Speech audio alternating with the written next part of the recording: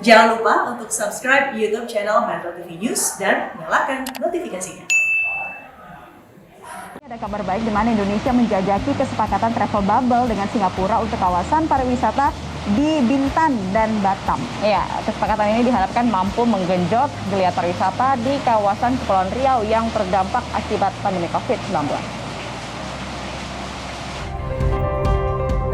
Presiden Joko Widodo bertemu dengan Perdana Menteri Singapura Lee Hsien Loong pada Selasa siang. Salah satu agenda yang dibahas dalam pertemuan bilateral ini terkait aturan travel bubble antara Singapura dengan Batam dan Bintan.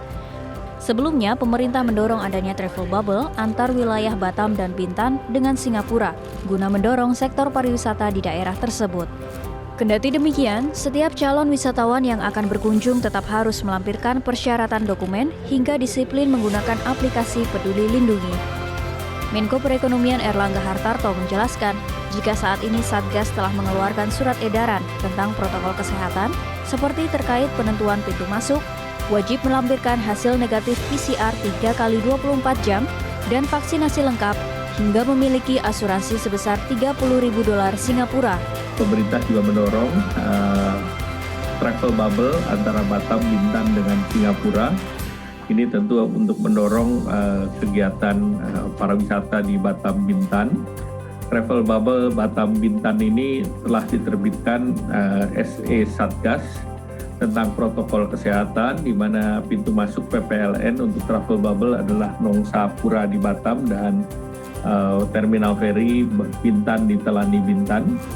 Dan ini persyaratannya adalah mereka yang datang harus 2 kali vaksin, kemudian negatif PCR 3 kali 24, memiliki visa, kecuali bagi WNA Singapura yang bagian dari ASEAN. Kemudian tentu ini harus terus dimonitor dan mempunyai kepemilikan asuransi sebesar $30.000 Singapura dan menggunakan aplikasi Peduli Lindungi dan Lupas. Demi kelancaran pelaksanaan travel bubble, pemerintah meminta Satgas daerah hingga pengelola hotel dan kawasan wisata untuk menyiapkan fasilitas berstandar CHSE. Tim Liputan Metro TV. Ya, pemirsa, guna meningkatkan sektor pariwisata, pemerintah membuka akses dari Batam, Bintan, Singapura dengan menggunakan sistem travel bubble. Nah, apakah sistem ini efektif? Kita akan membahasnya dengan ahli strategi pariwisata nasional, Taufan Rahmadi. Ya, selamat pagi, kita sapa Mas Taufan. Pagi. Halo Mas Taufan, terima kasih sudah bergabung di Selamat Pagi Indonesia. Semangat selalu. Mas Taufan, salam sehat. Mas Taufan, kalau kita lihat aturan travel bubble yang diterapkan dari Singapura, Batam, dan Bintan, bagaimana Anda melihatnya untuk kemudian meningkatkan kembali geliat pariwisata kita? Ya, jelas. Kalau bicara tentang travel bubble, itu adalah cara di mana dunia pariwisata itu beradaptasi di tengah pandemi ini. Esensi daripada kebijakan travel bubble adanya kesetaraan resiprokal antar negara, di mana di situ negara menjamin bahwa tidak akan ada karantina bagi wisatawan ketika berkunjung ke antara dua negara, tentunya dengan syarat-syarat tertentu. Itu yang kita harapkan bisa memudahkan para wisatawan untuk berkunjung, khususnya wisatawan mancanegara untuk datang ke Indonesia. Jadi kelonggaran berwisata yang bertanggung jawab, di mana kalau kita bicara tentang di era pandemi ini, yang terpenting dan benchmarknya ada rekomendasi dari UNWTO adalah berdampingan dengan COVID-19. Nah, salah satu cara pariwisata untuk berdampingan dengan COVID-19 itu adalah dengan kebijakan travel bubble tadi. Jadi kalau bicara efektif, jelas efektif begitu. Oke, nah ini banyak masyarakat yang belum tahu nih tentang seperti apa sih mekanismenya travel bubble, ini seperti apa, wilayah-wilayah mana saja, turis-turis yang datang ke Pulau Bintan, Batam, ini nantinya akan harus melalui proses yang seperti apa. Mas Taufik bisa sosialisasikan lagi? Ya, intinya begini, biar gampang juga masyarakat memahami bahwa ketika berdatang ke satu destinasi wisata yang memang ada kebijakan travel bubble-nya, pastikan bahwa protokol kesehatan dijalankan, terus tes-tes sudah dilakukan dan benar-benar berada dalam kondisi bebas daripada COVID-19 itu. Nah, saya ingin sebenarnya lebih mengerucut kepada efektivitas yang ada di lapangan. Boleh saya sampaikan? berdasarkan daripada pengalaman kemarin di WSBK di Lombok begitu, kita bisa melihat bahwa dengan adanya kegiatan seperti itu justru meningkatkan ekonomi masyarakat. Kemudahan-kemudahan yang diberikan pada saat berwisata justru ada. Bahkan hingga saat ini, alhamdulillah pasca WSBK itu tidak ada klaster baru di di Lombok. Kira-kira begitu, Mbak. Ya, kita sudah lihat bagaimana World Superbike Championship ini juga bisa meningkatkan geliat pariwisata di Indonesia, terutama di Lombok. Nanti juga akan ada MotoGP. Nah, saat ini travel bubble diterapkan di Bintan, Batam, dan juga untuk pendatang dari Singapura. Kenapa yang didahulukan atau diutamakan ini Batam dan Bintan? Seperti apa sebetulnya posisi strategis Batam dan Bintan di pariwisata kita? Ya, saya melihatnya bahwa Singapura dengan Indonesia kan kedekatan dan terjadi banyak sekali traffic wisatawan yang datang dan pergi baik dari Singapura ke Indonesia ataupun dari Indonesia ke Singapura. Saya pikir itu tidak ada masalah ya. Justru yang menjadi tantangannya saat ini pemerintah kita harapkan untuk bisa membuka kebijakan travel bubble yang lebih luas lagi. Misalnya di Bali misalnya, kita tahu sama-sama adalah menjadi kantung pariwisata Indonesia. Dan yang lebih hebat daripada travel bubble sebenarnya kita ingin mengusulkan adanya bubble destination. Nah, bubble destination ini lebih mengerucut kepada destinasi-destinasi yang memang direkomendasikan oleh pemerintah untuk dikunjungi bagi wisatawan, baik wisatawan mancanegara ataupun wisatawan domestik.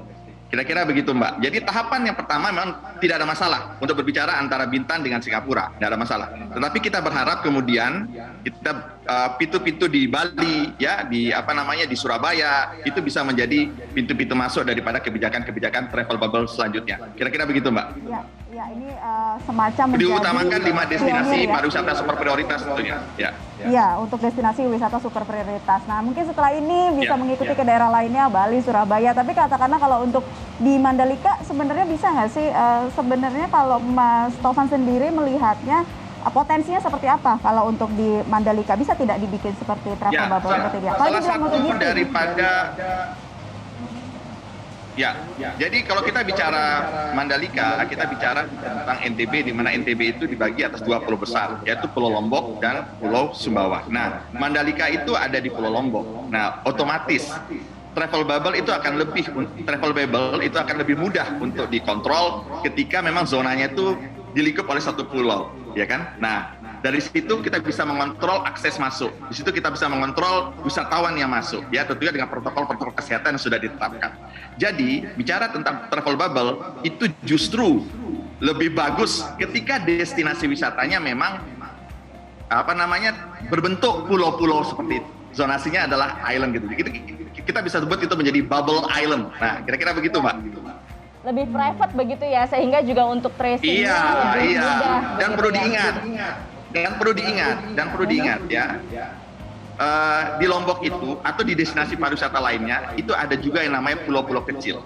Inilah yang kami coba sampaikan kepada pemerintah bahwa di sini momentum daripada bagaimana bisa pariwisata itu tercipta ya dengan standar carrying capacity yang sudah ditentukan. Jadi dimanapun wisatawan itu datang dia merasa aman karena ada bubble destination yang sudah ditetapkan itu. Kira-kira begitu, Mbak. Baik. Tadi menarik dikatakan oleh Mas Taufan ada usul di mana ada travel bubble destination. Jadi semacam pemerintah ini membuat itinerary ketika misalnya ke Yogyakarta. Posisinya ke Yogyakarta harus berkunjung ke Borobudur, lalu kemana dan kemudian terakhir kemana. Nah, ini seperti itukah konsepnya atau seperti apa, Mas Taufan? Betul.